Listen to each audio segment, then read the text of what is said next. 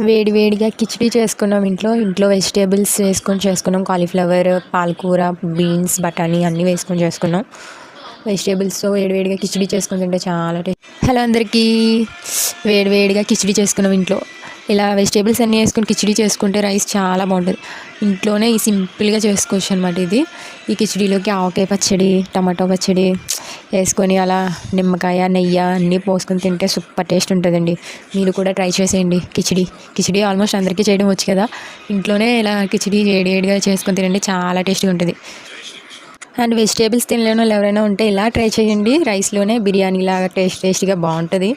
ఇలా ఒకసారి మీరు కూడా ట్రై చేసుకొని తినండి. కిచిడి టేస్ట్ అయితే చాలా చాలా బాగుంది. నేను చాలాసార్లు తినేసాను.